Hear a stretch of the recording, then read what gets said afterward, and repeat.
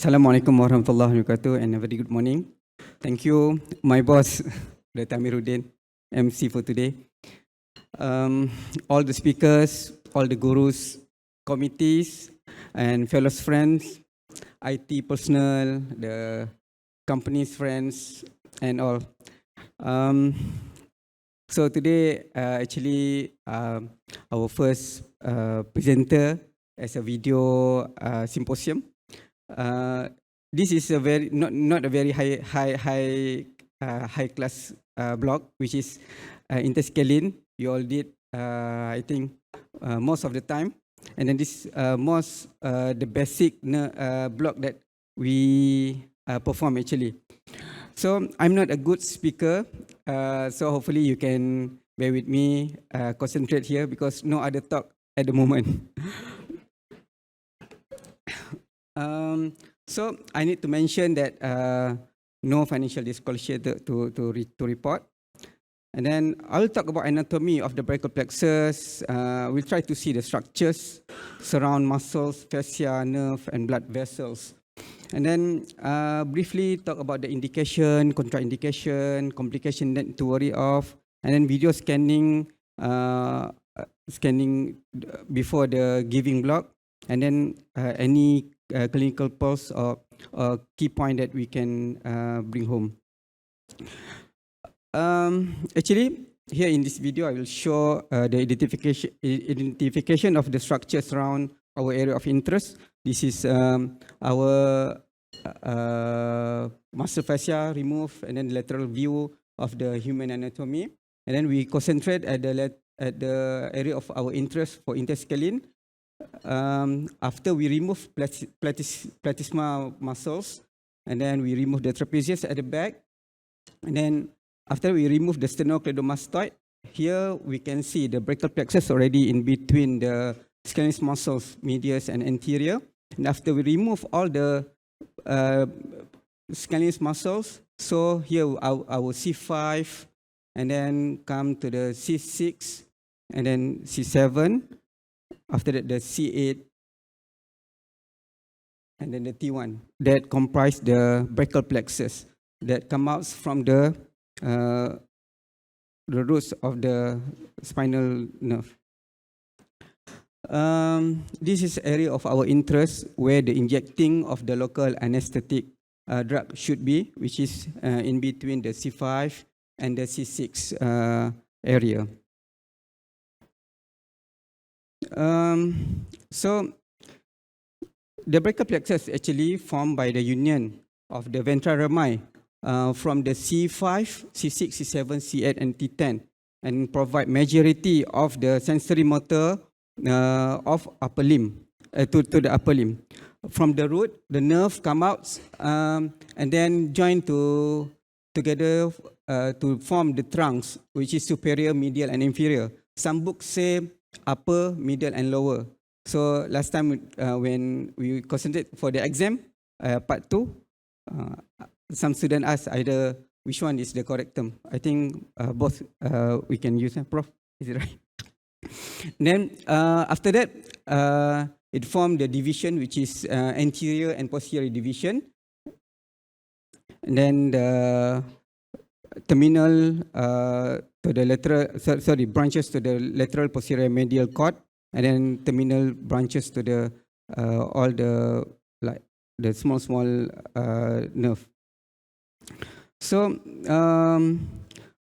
here actually the brachial plexus inverts the arm and the shoulder and the arm tertiary. So it is like bread and butter for us because we need to know this structure, so then we can perform either interscalene, superficial brachial plexus, or axillary nerve after this. And then basically for the interscalene, we block at the level of the roots and trunks, provide sensory anesthesia and analgesia to various shoulder surgery, and then proximal arm surgery and lateral clavicle. Why we say lateral clavicle? Because most of the time we miss the C8 and T1 during giving the block. So that's not covered at the medial or full of the below elbow surgery. And for clavicle, it's not well blocked with this interscalene only, because the clavicle also receive sensory from the C3 and C4 and also T2 intercostal brachialis innervation. That's why for clavicle, maybe we need to top up with superficial cervical plexus better. Okay, scanning technique. Actually, I'll show the trace back method approach. We scan at the superior of the clavicle.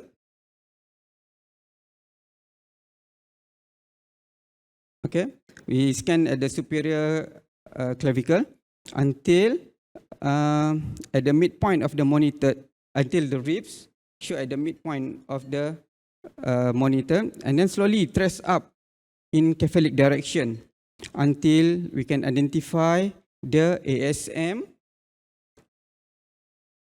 anterior scalene muscles, and MSM.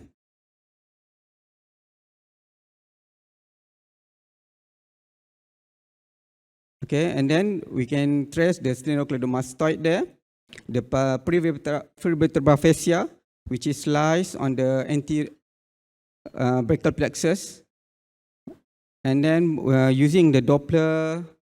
This is a nerve root of C5 split C6 and C7 nerve roots, and then try to identify. This is the image is like the traffic light image, yeah? And then try to identify the phrenic nerve, vertebral artery using the Doppler ultrasound. Actually, by using the Doppler ultrasound, we can avoid danger towards injection to the vessels. And then highly recommended, actually, we need to use the Doppler ultrasound. So when transient our probe from the mid clavicle to cephalic, we can find this image, which is the dorsal artery, scapular artery, and subclavian artery in between the brachial plexus. So what we going to do? We just move the probe slightly cephalic to avoid these vessels. And then, how the patient position, instruments required. So actually we need this basic tray, the needles, povidons, and then we need the probe, which is high frequency linear probe, 12 to 5 megahertz, and then short bevel block needle, which is around 22 gauge, 50 mm long, and then standard monitoring for the patient, and then resuscitation trolley. And for the position, either patient supine with head up, we can put sandbag below the shoulder, and then patient head need to tilt to the contralateral side of the block. And then after giving the sterile the area, and then we can start giving the block.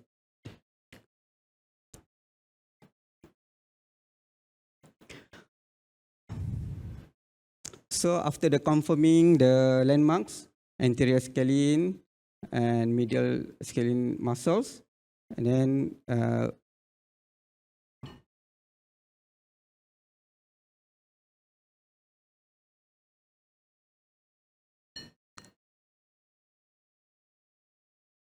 okay, and then after confirming the location that we need to, we want to do the injection, and then the C5, C6 roots within the interscalene groove, and then scalene infiltration with lignocaine.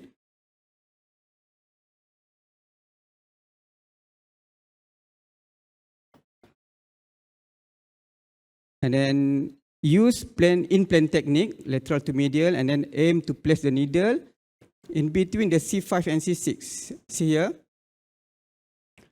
C5 and C6, and then a subtle pop sound just now, and then another pop sound. Be careful after the pop, we direct the needle to the brachial plexus, and then after giving the injection, we want to see all the brachial plexus is move to the contrast side. So this only enough only to give the block for these scalene muscles. And then so for the pulse, actually please use the trace back method. The other method to scan this interscalene is we do from the middle and then bring the probe towards lateral.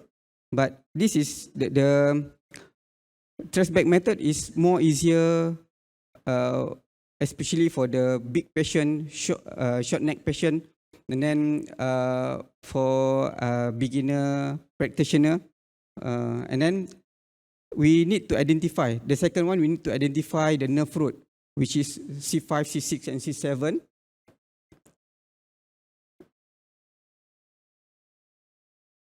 Last time Dr. Azrin said to recognize the C5 and C6, the image like the chopstick holding the meatball, because this one, and then because the C7, because of lack of the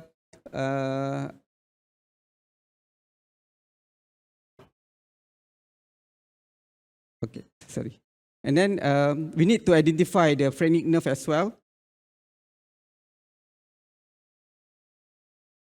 Okay, sorry. This is the phrenic nerve, and then we need to identify the dorsal, scapula, and long thoracic nerve identification. Use Doppler ultrasound to recognize our vessels, and then give single injection. And then when we see the brachial plexus is moved towards the contrast side, is enough already. No need to inject in between all the brachial plexus.